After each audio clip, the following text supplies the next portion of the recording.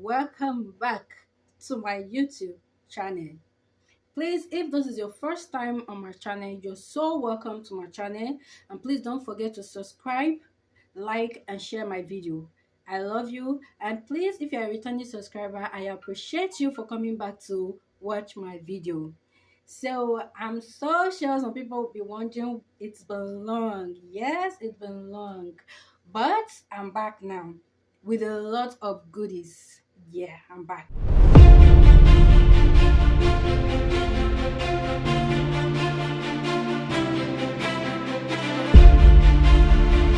So without wasting much of our time, today we're going to be talking about things that are very important in marriages, but Gen Z couples these days have decided to neglect them, leading to a lot of divorce out there today. So the first thing is prayer.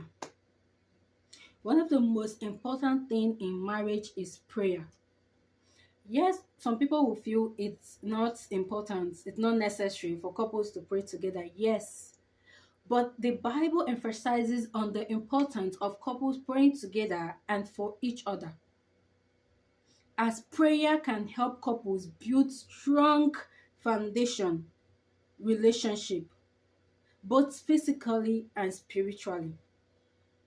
It is important that as a family, as a couple, you introduce prayer into your marriage, be it morning devotion or night devotion. Both is advisable.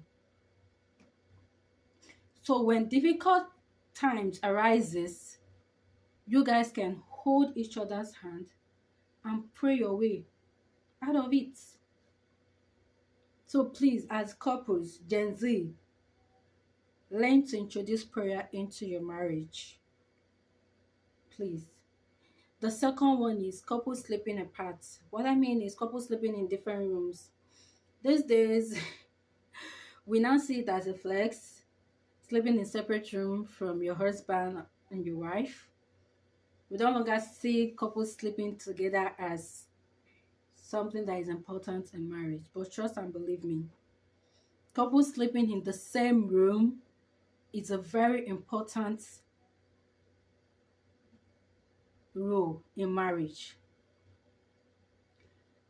I don't see any reason why a newly wedded couple, or whether you are 50 years in your marriage, sleeping in different room, because the best time to actually communicate, have a proper conversation with your partner is at night when you guys are about to sleep. So when you take that out, what time of the day do you want to have a conversation with your partner? Is it in the morning when you guys are preparing to go to work? Or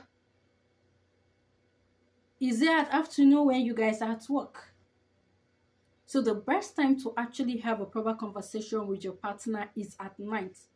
So you have no business having separate rooms in your matrimonial home. The only room I advise couples to have is a reading room or a realization room.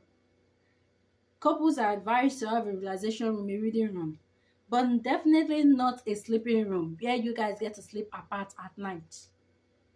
Especially if the man is the one initiating the idea of sleeping in separate room. It's a red flag for me. Yeah, it's a red flag. So I advise couples to sleep in this same room instead of sleeping apart from each other. So the next one is couples eating together. So these days, these days, let's not even lie. How many couples can vouch how many women can vouch that they still wait for their husband to come back from work before they eat? Or how many men can say that I still wait for my wife to come back from work before they eat? Those days, I can remember my mom will literally say, I'm waiting for my husband before I eat. Like we will eat even hours. Then my dad will come back, then my mom will eat. So these days, let's be real. These days, wife don't even cook anymore. Nannies will cook. Sorry, the cook will cook.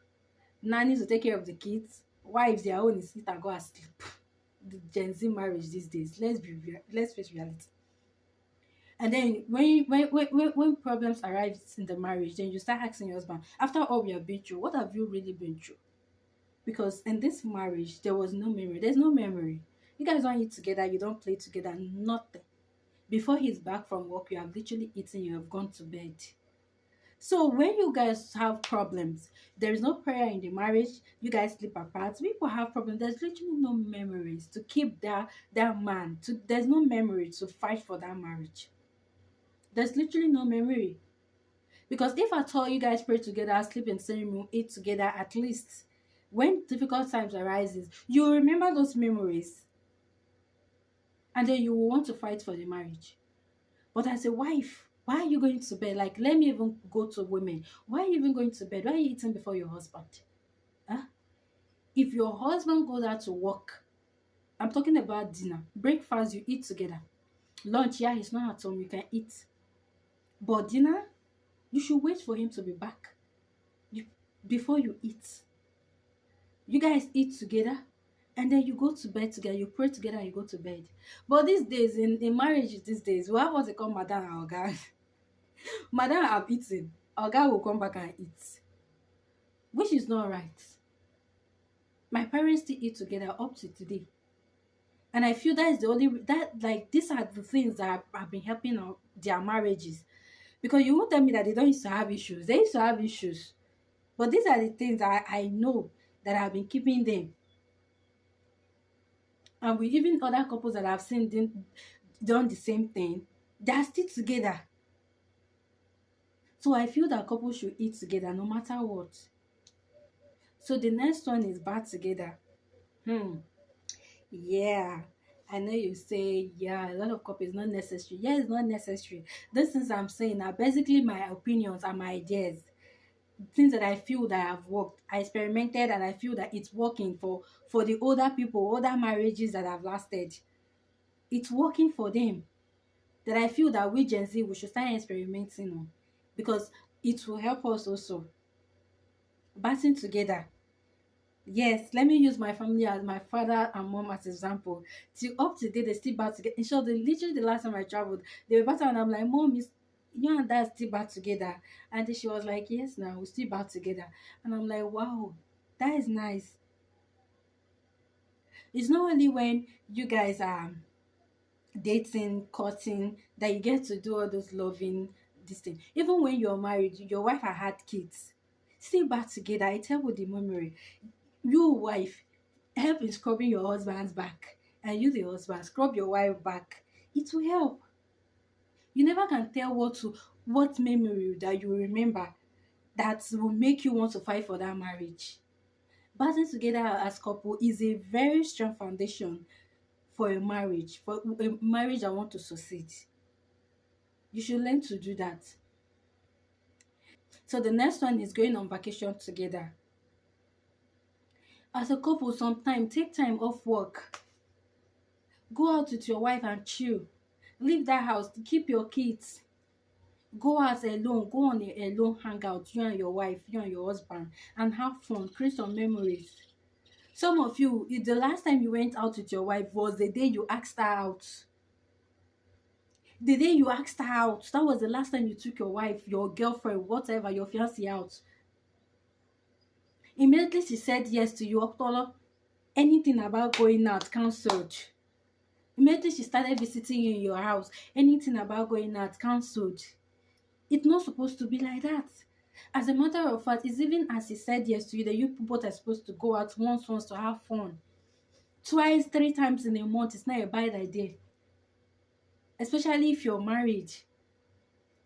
Learn to go out to have fun with your partner. And then if you have kids, there should be a time that the whole family is going out, and there should be a time that you leave those kids with your mom or whatever, and then go out alone to have fun. Have time for you, yourself, you and your wife, you and your husband. It helps.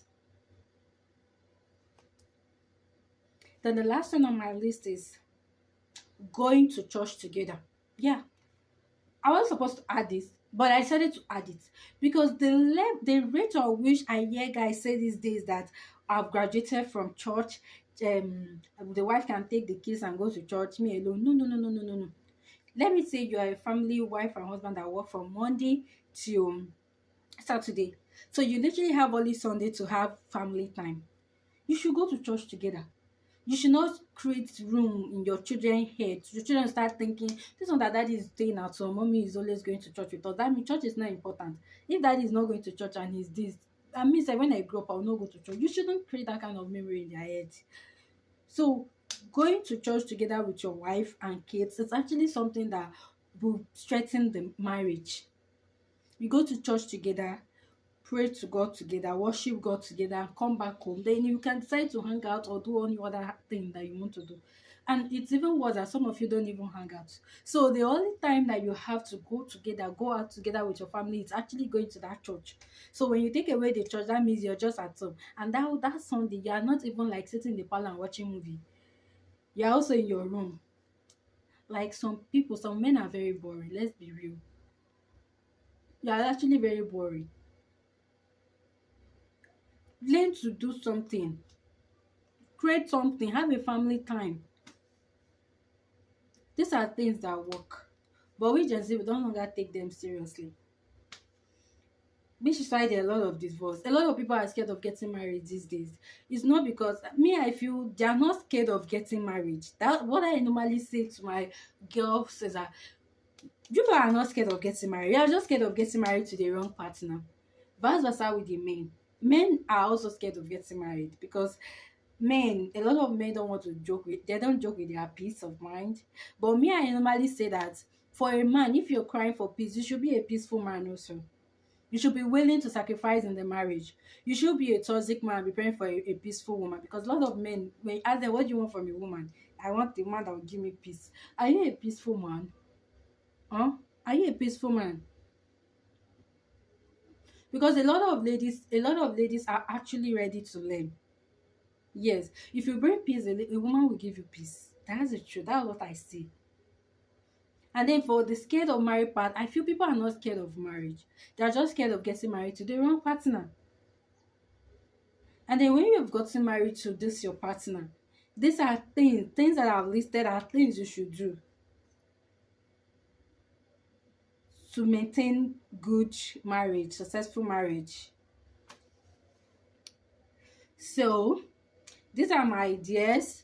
These are what I feel that marriages these days have stopped doing, that is leading to a lot of divorce, that I feel that we should start doing.